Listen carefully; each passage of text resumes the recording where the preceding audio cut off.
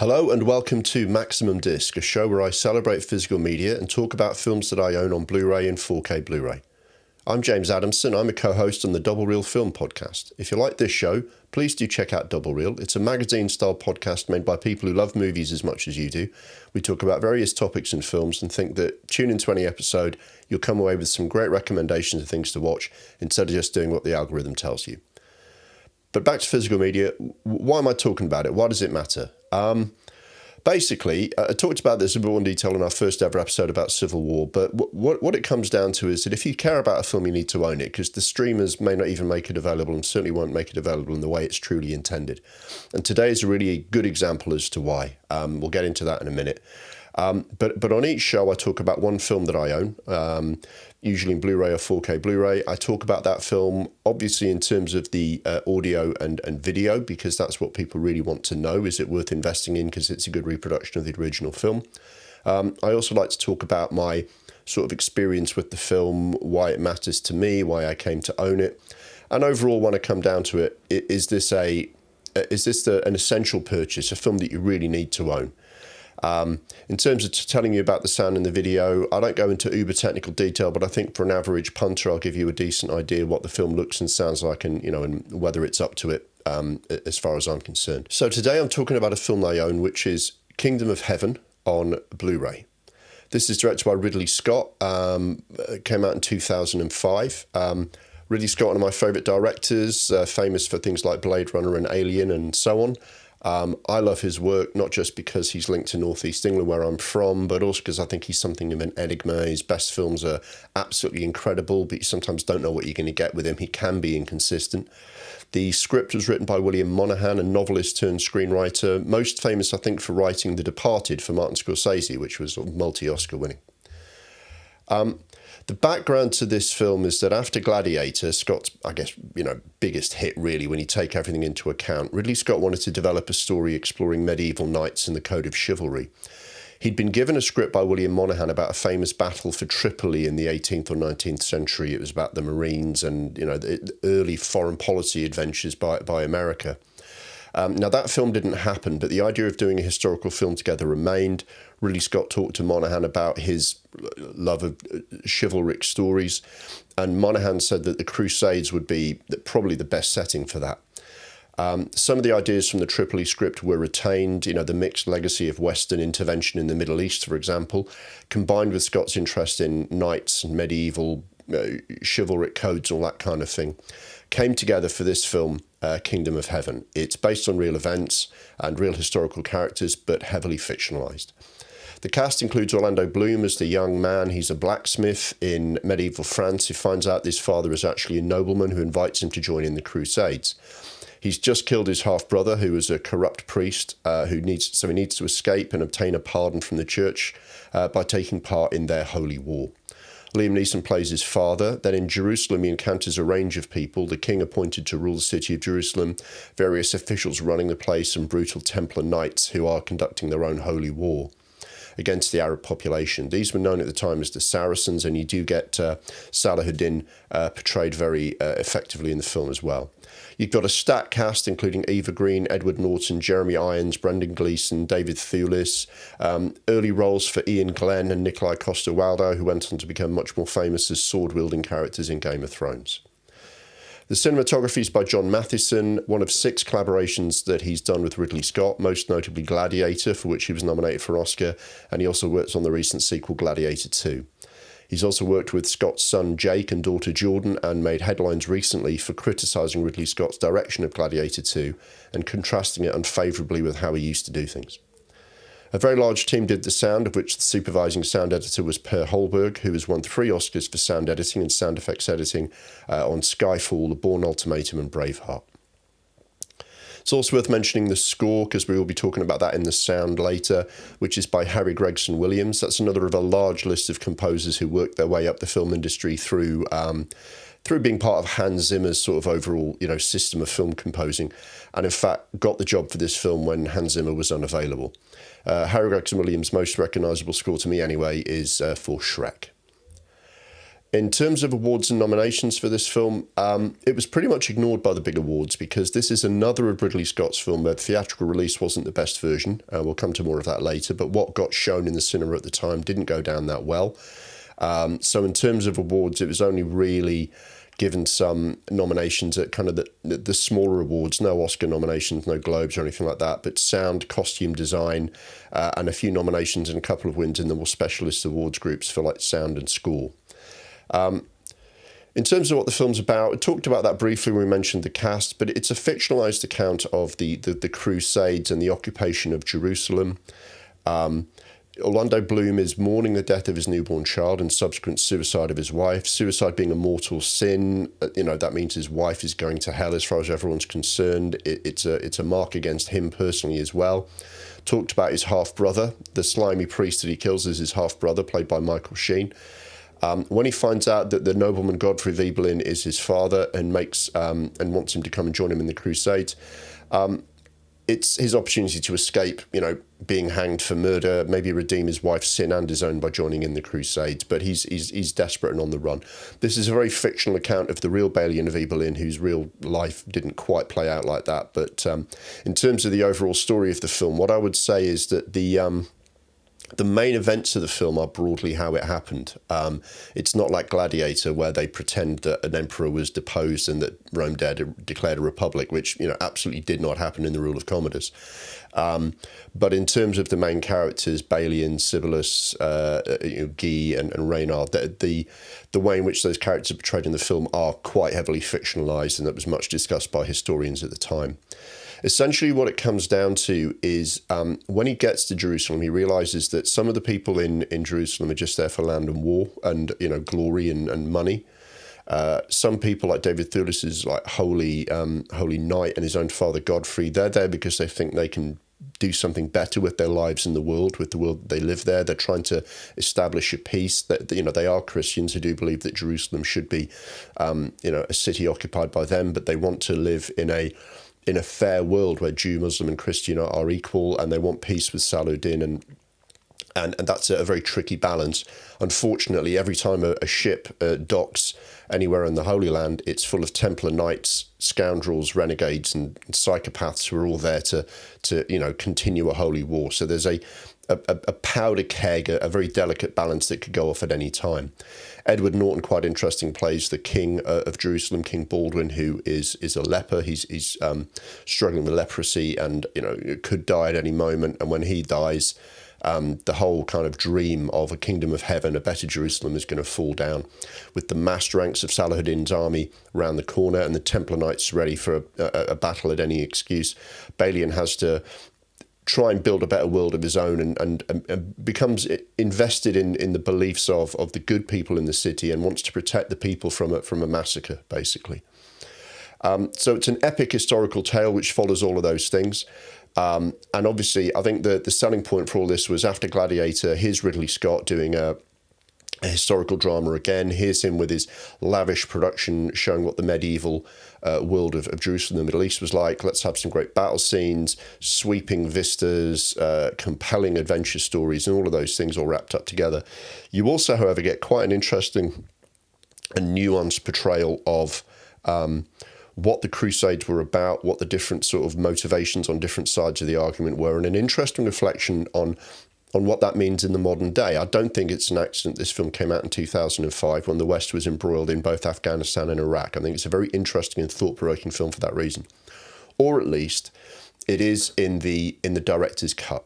And let's come back to that in a second. So my background with this film is that big fan of Ridley Scott, obviously, Alien and Blade Runner, sort of a huge part of my film education growing up. Always a big fan of his, always a big defender of his.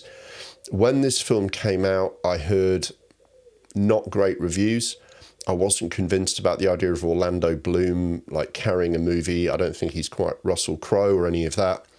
And when the reviews were poor, and I also heard that a theatrical cut had come out, which was a bit of a compromise, I just sort of went, oh, well, that doesn't sound like it was a success. And I didn't really bother with it. Not at the cinema anyway. I rented it on DVD. The only available version of that was the theatrical cut, which I didn't like. I thought it was lightweight. I think a lightweight story with Orlando Bloom in the main part is going to look doubly lightweight, I have to be honest. It sort of just went from here he is in the village, here he is in the crusade, battle, battle, battle, it looks good, but where's the story? And not for the first time, it emerges that that is not what the film was really intended. There was a director's cut that transforms the film, and with Ridley Scott's reputation, I was certainly ready to give that version another chance. It just took a few years for me to get round to it. I couldn't find that anywhere. The director's cut came out on DVD, but life happens, and you don't really pick it up straight away. But some years later, I got hold of the director's cut of this. I bought it on Blu Ray so that I could see what it was really like and really about, and made the most of it. So the true version of this film is a 3-hour, 9-minute cut that Ridley Scott originally completed. And what was released in the cinema was 2 hours and 25 minutes. So nearly 45 minutes were cut out. Now, any story that's intended to cover a relatively complex time of the Crusades and the Middle East and Jerusalem and the Saracens and the Templar Knights, you're not going to have the best and most, intelligent version of that story told, cut by bloody 20th Century Fox because they want it to be more commercial. So no wonder the theatrical cut was compromised. This director's cut, on the other hand, is absolutely superb. It is nuanced, it is thought-provoking. It tells you something about the Middle East then, but also about the Middle East now. It has great characters with a true arc, especially Ghassan Massoud as Saladin, who is really very good. David Thewlis is the Holy Knight. Eva Green's character as Sibylla, the brother of the king, the mother of the next king, who falls in love with Balian fictionally in this. She's got strong motivations. Orlando Bloom has a genuine arc. His character truly moves from the person he is at the start of the film to a completely different person at the end. And I have to say, Orlando Bloom is pretty decent in this film. The theatrical cut doesn't do him any favours, and that's a shame. I mean, Eva Green went straight on to Casino Royale and gave an iconic performance as perhaps the great Bond girl Vesper Lynd, and I think everyone knows about Eva Green. But I think Orlando Bloom really had his great chance. He'd been in exciting blockbusters like Pirates of the Caribbean and Lord of the Rings. This was an opportunity to show that he could do something more, and the theatrical cut completely cuts him off at the knees. He's much better in the main version. Is he the best person that could have played the main character Balian in this film? I'm not sure.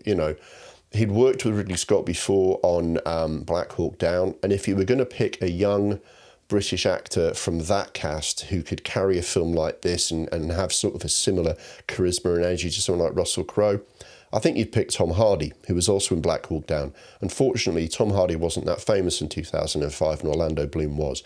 So I guess it's something of a compromise, but Orlando Bloom is really decent. People do still talk about him being a relatively weak lead for a film like this, but I still think he's good, and I don't think he ruins the film. I think the film is superb in the director's cut version, and he's holding up his end. He really does do a decent job. He plays a strong, stoic, morally complex and yet sort of believable, relatable character.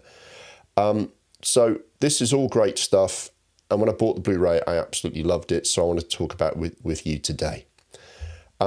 So let's talk about the disc in the first stage.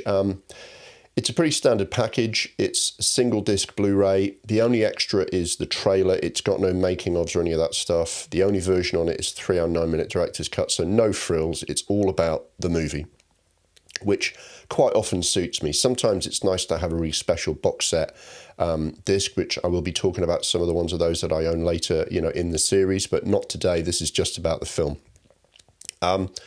Now, full disclosure, there is a 4K version of this. As of June 2025, it has just come out.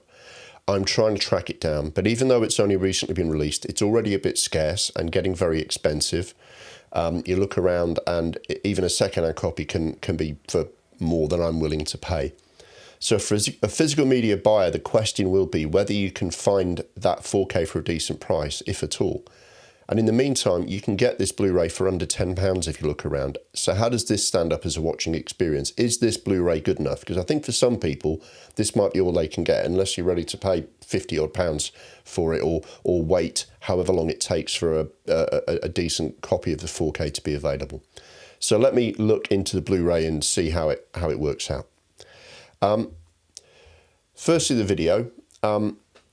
Would you be surprised if I said that visually this film is extremely well made in every respect, and Ridley Scott's outdone himself. That's what you expect to hear. It easily stands comparison with his most visually impressive films, even Blade Runner, even Gladiator. In fact, I think this film looked better than Gladiator, even though Gladiator is an all-time classic and the Colosseum and all those things is iconic. The visual style here is absolutely superb.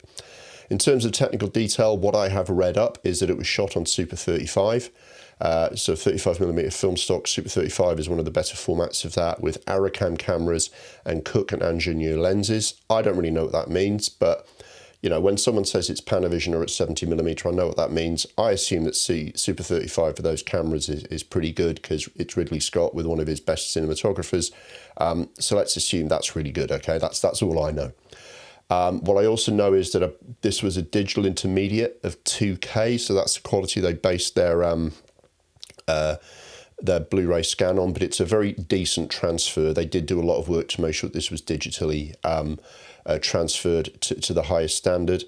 I believe that this is one of the earliest films that used a digital intermediate to complete the film, to make sure the colours were all right. So I don't think it had a lot of work to be done to get onto a decent Blu-ray version from the film.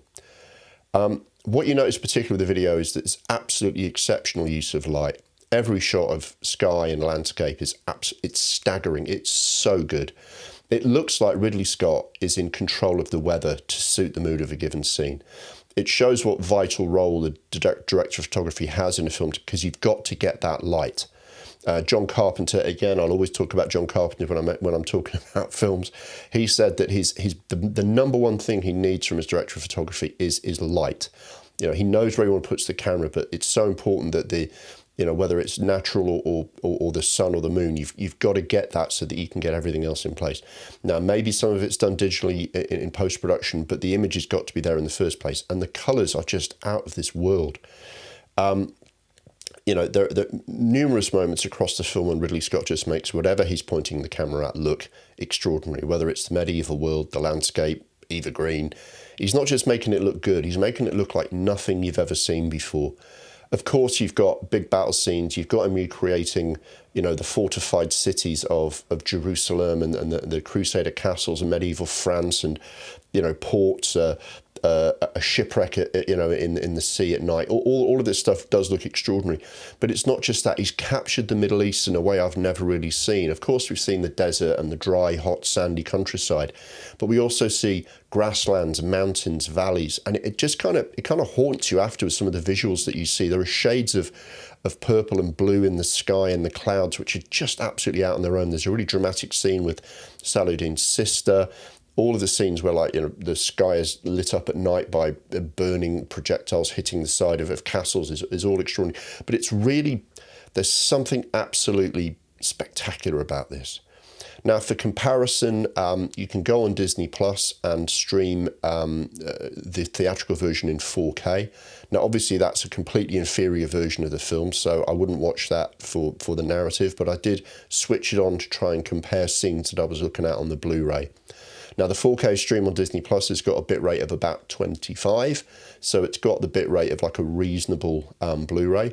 And because it is a 4K image, some of the colours do pop a little bit more than on the Blu-ray, but it lacks depth and richness compared to the Blu-ray. Everything from, like I say, night scenes, just the way in which he captures somebody in a doorway, or, Eva Green and Orlando Bloom together with the light streaming through a window, Salahuddin and his army arriving in their hundreds of thousands. It all just looks absolutely spectacular. And this Blu-ray is I would say it's not far off some of the 4K discs that I own. I can only frankly dream of what the 4K version of this is going to look like. The reviews do look spectacular, but as a Blu-ray video transfer, this is really very, very, very good, and just shows what an absolute master Ridley Scott is. But credit, of course, has to go to his cinematographer, John Mathieson, as well.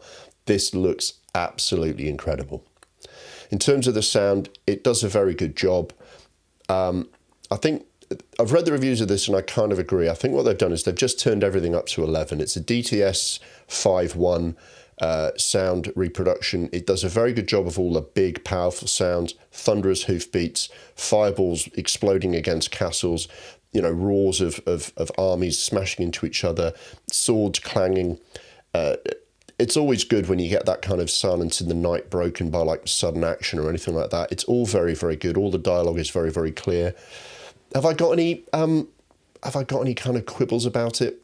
There's the scene of a shipwreck in this film where, you know, the roaring, creaking sort of timbers as everything collapses into the sea felt a little bit more understated than I remembered last time out. And I wonder if that was a sound editing decision by the filmmakers rather than the disc. I don't know. That didn't quite sort of blow out the windows like I was expecting it to. It's not quite at the level of Nolan in full blowout mode or Apocalypse Now, but the sound has to show up for the battle scenes and the dramatic action that it does. It's not subtle, but it's got raw power when it needs to, and all the sounds are, you know, there's no blur, there's no scruffiness. It's a really very clear sounding film with great audio moments at all the times you'd expect in a big historical adventure drama film with lots of, you know, blood and guts and things, you know, exploding as you'd expect. It's worth mentioning the score. I think the score is great and it's really well reproduced here. The sound is beautifully sort of balanced. Harry Gregson Williams doesn't dominate with his score like Zimmer does in Gladiator, and that's not intended to be a criticism of the Gladiator score because that is amazing and iconic. It's just that the music here is all of a piece with the film. I don't think they asked it to kind of drive in that kind of, you know, powerful symphonic kind of way that Zimmer does in Gladiator. It's all meant to... It's more about moving the story along and evoking the mood of each scene. For example, it's very choral, and when you're in a big Christian building, you've got sort of orchestral sounds evoking France in the Middle Ages that are a lot more kind of muted. And then you get more Eastern musical styles the further out towards Jerusalem you go, and lots of those Eastern, sort of Middle Eastern musical instruments sort of come in as well. And it's beautifully done. I don't think you ever sit there and go, oh, let me listen to the theme music of this film, but each scene is beautifully underscored by the music. So it is very, very good. There is talk of an improved Dolby Atmos sound in the 4K, which is, I mean, it's not often actually I've found that the 4K massively improves on the sound. The sound's usually really good on a Blu Ray disc, and when you upgrade to the 4K, you go, actually, that's about as good as it was before. But apparently the Dolby Atmos sound on the 4K is even better, but it's very, very good here. You know, I've called out some criticisms, but I haven't really got any complaints. I think maybe we're starting to get a little bit spoiled on sound reproduction on physical media because it's still very, very good here. Overall, I think this is easily one of Ridley Scott's 10 best films. I think it's absolutely up there with his best. I think if you're a fan of his, this film is important to own, but avoid the theatrical edition like the plague. That cut is just not good enough. It's not good enough at all. Watch the director's cut. It's actually one of his better films. I think Gladiator is always going to be seen as a bigger hit, more powerful, more fun. Gladiator is more rewatchable. But this tells a really interesting, much more thought-provoking. There are subtleties to the characterizations here.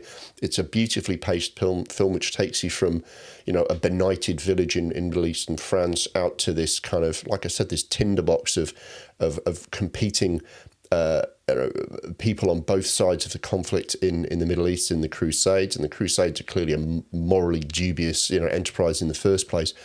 And the characterization of Eva Green and Orlando Bloom and David Thewlis as the Holy Knight, Jeremy Irons, I haven't really mentioned Jeremy Irons, he's great. Jeremy Irons, he's just got so much kind of gravitas in every scene. Edward Norton's really lovely, beautifully acted, behind a mask, by the way, because he's got leprosy and you don't see his face, beautifully done at every stage.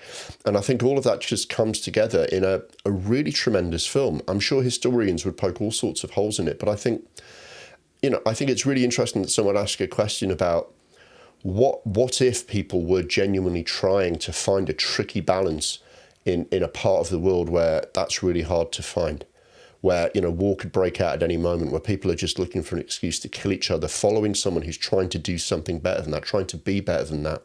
And I think it's really interesting that Ridley Scott's managed to do that in an exciting and a dramatic and a stirring and a powerful film. So it's really very, very good. Is it an essential purchase? So the only maybe on this is, first of all, Kingdom of Heaven Director's Cut on physical media is an absolute essential purchase for me. I'm a Ridley Scott fan and this is one of his best films. The question is, do you hold out for the 4K? when you eventually track it down, whether you can justify paying anything from £30 to £100 for it, because that's what it's kind of going for. Maybe 30 you can afford. That's kind of your choice. If you can afford that, or you're prepared to wait however long for it to come up on eBay or somewhere for less, then maybe you hold out for the 4K, because I imagine it's even better than this. However, for a much lower price, if you're still buying Blu-rays, you will still get an exceptional audio-visual experience of a great film on this Blu-ray. So I fully expect that I will go out and find and buy the 4K one day, but I do not regret buying this Blu-ray. I think it is an essential purchase until you can find that new disc. So for me, absolutely an essential purchase. If you're not a Ridley Scott fan, your mileage may vary, but I think this is a film I'm very, very pleased and proud to have in my collection. So that's Kingdom of Heaven Director's Cut on Blu-ray. There's a lot of qualifications there in terms of format and cut of film. Please do pay attention to that. I'd hate to think you bought the theatrical cut by accident and really, didn't get the best experience. But I hope you've enjoyed me breaking it down. I hope that was informative. I hope it makes you go out and buy the film. That's all for this episode of Maximum Disc. That's me talking about this film on physical media. There'll be another one next time. It's been lovely speaking to you. Once again, if you've enjoyed this chat, please do check out Double Reel, and ways to find the podcast and our socials will be up on the screen in a moment. But until next time, we'll see you back here for more physical media chat on Maximum Disc. The Maximum Disc YouTube channel is brought to you by Double Reel, the monthly magazine podcast for the discerning film nerd. If you like our celebration of physical media, please check out the podcast for more chat about the films we love and hate.